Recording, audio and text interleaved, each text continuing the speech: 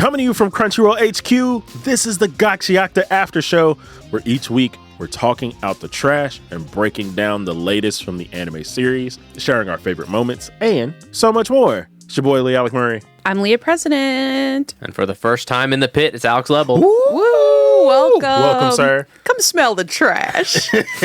Hop in the ring and just start eating trash. Let's enter the abyss together. Oh, hell yeah. Before we jump into this week's episode, we had a couple comments from some of the listeners. This one is from Bingham Kona. Bingham Corner via Spotify. I'm so sorry. It's probably Bingham B. Connor. I don't know. Who knows? Feel free to steal that. Yeah. Bingham, feel free.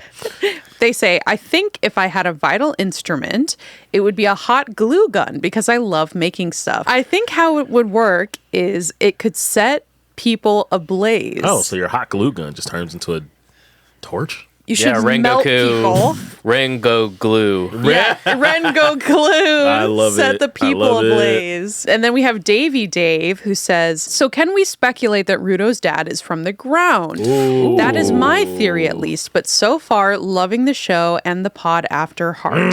Thank you, Davey Dave. I'm not saying anything. Yeah, LeAlec has been reading the manga, but Alex, you're anime only? I have now passed the part that I've read in the anime. Nice. So I've transitioned from both to just anime one. only. Yeah. Got it. So I just want to reiterate, this is a no spoilers show. No spoiler. So we don't know what's going to happen. Lee has a little bit of a peek into the future, but we are avoiding spoilers like the plague. I do So have- when commenting below, make sure you're not including any spoilers. Please. This after show, we are specifically going episode by episode in order.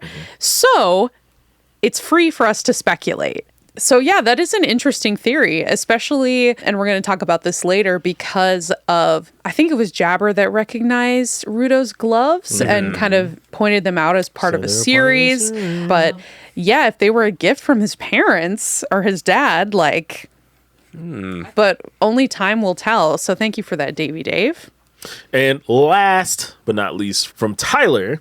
Hey guys, I've been following the manga for about 2 months now and in about chapter 100, but haven't seen the anime. So this is so great to listen to so I can see how my favorite manga is doing on the big screen.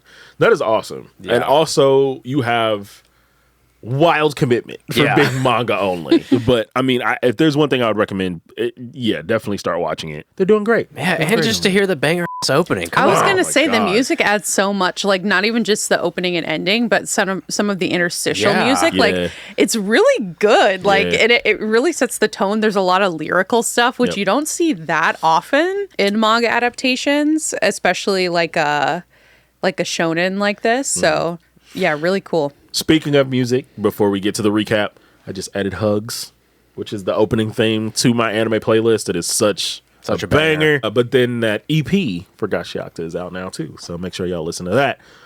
But now for the main event. It's recap time, y'all. We start with Rudo and what looks like clown makeup. So cute. Yeah. I love clown makeup. Like clowns Gremlin are the scary, Gremlin but has struck. My favorite member of Slipknot is Rudo in clown makeup. And Engine, we kind of find out a little more about Engine.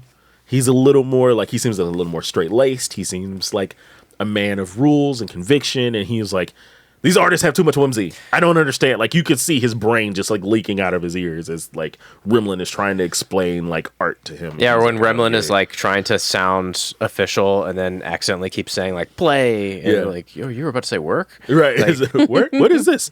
Remlin draws a spell on Rudo to reduce damage from one major hit, which is what they went to the city for in the first place. yeah, Rudo and the cleaners head back to HQ, but this may have been my favorite moment of the episode when they this is stopped so to great. pick up trash for Rudo and he's like, knock yourself out. Rudo was so happy. Kid in a candy store. Yeah. Literal kid in a candy store. And if it wasn't as good enough to have fun picking around like supermarket sweeping through the trash pile, Supermarket sweeping. His mask is ready. Speaking of Slipknot, like his mask is ready. We find out that August, who makes the cleaner's gear, is the brother of Aisha, the one who healed Greece. I love these two. Like I love August. Like immediately on impact, like when we meet him for the first time, but we don't see his face. Mm-hmm. But I love these two because the dynamic of like she's like, oh no, like you're causing trouble for everybody, and he was like, I don't care. And it's like it's so great. I'll talk about it more like once we get to the those guys are siblings. Yeah, it's such a great moment. And then it's finally time to go to No Man's Land to find the woman that they're the looking woman. for. Oh, name a woman. Hey, the boys are going out tonight. But yeah, they're going out to seek woman. The one who is basically, they've heard tales that she might be able to get Rudo back up to the surface. Mm-hmm. So the team basically trades blood droplets, which is a new method that we're seeing them kind of utilize so that they can use their chokers to communicate. Yeah, and one thing that's not really clear here is if this is a giver ability or if this is just kind of like adds to the some ground people magic. Mythos. Yeah, that like we're starting because we're very quickly what they're showing us about giver powers at the very beginning. We're very quickly splintering out into like different ways that like vital instruments and the givers and like how it can be used and whatnot. Stuff is getting interesting. Get over here! It's a scorpion fight, but not with that scorpion. It's just with a bunch of trash scorpion. This fight is incredibly cool. You kind of get to see everybody on full display, but as the cleaners clean up, they find the woman who knows Amo. But I don't know if we can trust her. Engine goes down in a heap as the episode ends. And I could have told them that. Like, remember when right before we meet Jabber, like the episode before, and they're following this like random person out into the middle of nowhere, like trying to follow some lead that they got, and they turn out to be like a villain, like one of the clay monsters or whatever. And I'm like, bro, I could have told you that. You take one look and it's like, Shotty was like literally tripping from the jump. Like she was sus from the jump. No mask out here in the middle of nowhere. Yeah, she was like, I ain't got no mask. My house is close. Like, what are we doing? Literally, they tell you when you're about to get scammed, don't fall for any immediacy. she was like, you got to come right now to my random house. You just met me, but like, yeah. And I mean, especially because Rio was like, oh, I'll go by myself. And Engine is like, nah, we should stick together, which was good. But it may have not turned out. She was too nonchalant. Like something was up from the jump. Like she said, and they should have been more chalant about it. Yeah, okay? Yeah. Fool me once. I'm not going back to her crib. Shame on you. Fool me twice. Shame on them. You know. Right. Now it's time for our dumpster dive. For this one, looks like we got the bad guys are spying on Rudo. Yeah, something's up. Somebody's watching this. Yeah, besides us. When they go and have their little, trash detour, the TV that we see at the top of this pile, and it seems like the TV shows somebody wearing the Watchmen series gloves and the back plate, and then later the bad guys are watching Rudo on TV. So it seems like there's some kind of HBO moment surveillance that's happening. I mean, this is like some Truman Show that's happening with this now. Yeah. So and like when Jabber was originally like rescued basically because he was about to go ham on everybody a couple episodes ago and someone comes through a portal and takes him, they knew exactly when to come get him. So I feel like we can kind of assume that there's some kind of magic surveillance taking place. It wouldn't surprise me if there's a mole amongst us. Ooh, that's also a good point. It does not surprise me at all. It's someone reporting back. I mean, if there's blood droplets that can communicate, we don't know the range of that. Are they like Motorola walkie-talkies? Is this like a cell phone situation? Boost Mobile, hit me up. But I mean, this... They need a Faraday bag. What is it? A Faraday cage. A Faraday cage. And like we kind of said before when we brought up the vital instruments, the rules are starting to blur because Gremlin can change their vital instrument into a tattoo gun, into the paintbrush, and can kind of do things with their vital instrument that are kind of breaking the rules of what we know. Yeah, especially because like Rudo's, he can change what his vital instrument is, whereas Remlin can change the form of a singular instrument. Right. So, Because even the mayor was surprised because the mayor was like, wait, is that a tattoo gun? Like, take this seriously. We're like, I am. Because if you wash it off, it doesn't work. I would have taken a tattoo. That's just me.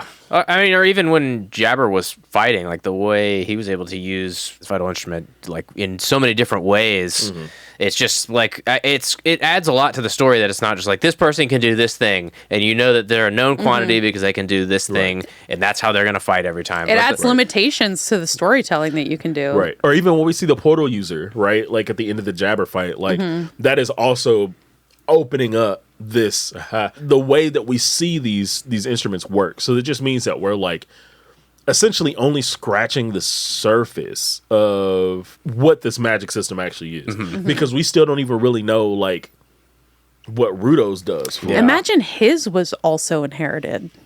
That would be interesting to see. And I had mentioned this before of like, what if they have the full armor? Like, on some they have the power Elder of God and on their side. Yeah.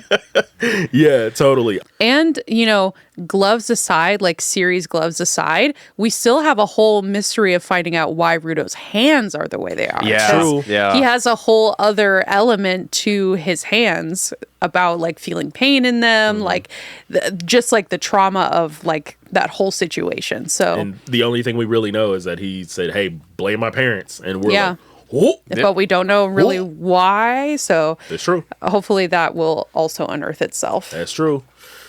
All right. It's time for the pit pull, y'all. Just as a reminder, pit pull is our favorite moments, lines, etc., from the show. Leah, why don't you go first on this one? Ooh.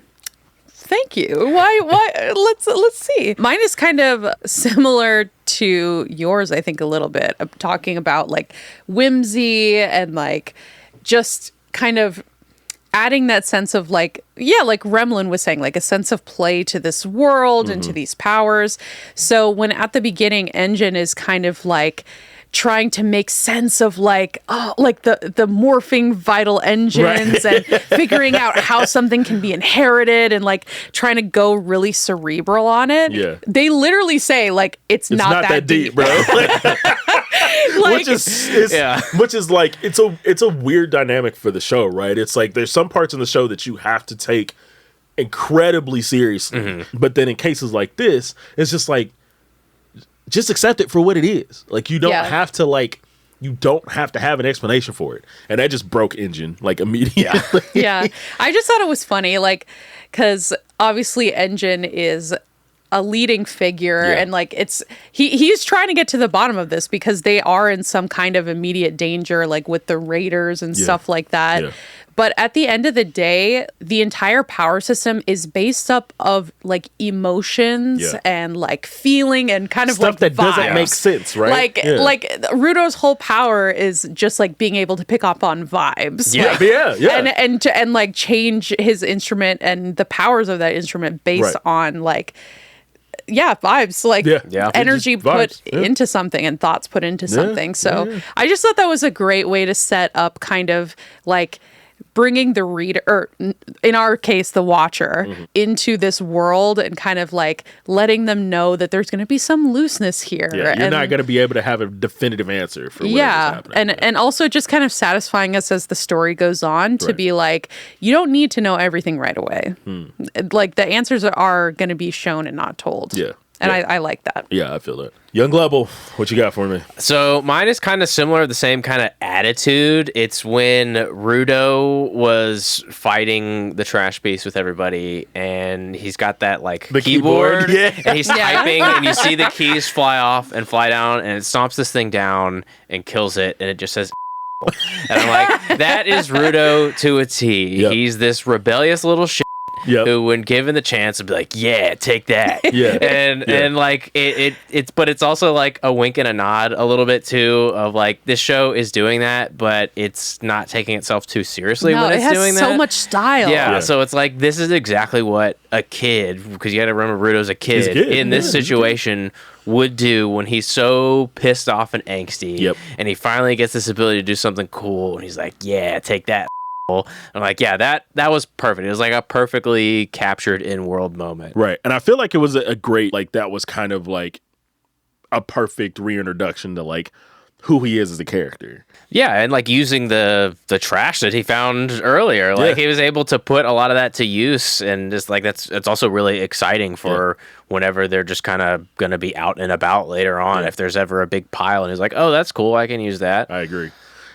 And oh man, the fights, they just continue to get me. Speaking of the fights, mine ties into both of you guys' pit pools. August, I think I already said at the top, I love this man. Like, he's just like he's like a Tasmanian devil, but you know, he has art skill. Yeah, he's like over the top, but in the necessary way for the show. And like the thing that they, you know, wanted to remind you about him as we're kind of getting introduced to him is that like he's an artist, he takes his time, like there's no like you can't rush him, he just has to do his thing whenever. And the cool part about his introduction really is him explaining like you put this part of the mask on and then you put the other part on and then it's the reveal.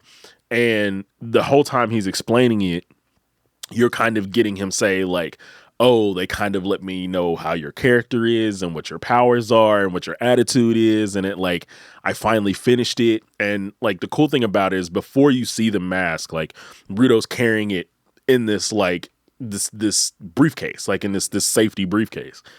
And then you don't see the mask at all because he has his hood pulled up, like while the Scorpion fight is happening. And then when he finally shows it, it's the most badass reveal because it's just this big, like, oh, the best way I can explain it is like this really colorful kind of like Oni mask. It shows off his demeanor of being like very kind of like animalistic and very kind of like, you know, angsty and very like, you know, kind of, you know, emo kid. And you can see his bright red eyes like through the lenses. And it's such a cool look. And then, you know, on top of that, you kind of see everybody else's personality and their mask around him as well. And especially as you get to know each of these characters separately, you're like, oh, Inja's mask makes sense. Oh, that mask makes sense. And it's such a cool moment. Also, I need one of these as a wrestling luchador guy. I need one of these. Anybody tell me where I can get one of these? These full face masks. You know, that is episode 10. Yay! This show has honestly like reignited my love for like battle shonen, and I'm absolutely in love with it. And I'm hoping that you guys enjoy watching it as much as we do. But alas, we have to go. Yeah. Thank you for listening to another episode of the Gachiakuta After Show, brought to you by Crunchyroll and the folks over at Sony Music Entertainment. Be sure to subscribe so you never miss an episode. The Gachiakuta After Show is hosted by me, Leah President, LeAlec Murray, Nicholas Friedman, and today Alex Lebl. We're executive produced by Jonathan Hirsch, Joanna Clay, and Nick Friedman. Thank you to our lead producer, Carla Carnero, and our producer, Carla Solorzano, and our associate producer, Zoe Culkin. Open-ended Films edited and mixed this episode's audio. Our head of production is Sammy Allison, and special thanks to Tamika Balance-Kolosny, and of course, the creators of Gachiakuta, Kei Urana and Hideyoshi Andou. We'll be back next week with more Gachiakuta, of course. Hell yeah, we will. There's nothing you can do about it. There's nothing you can do about it. Come back for that, the news, and our interview episodes. All right, y'all. Later days. Bye.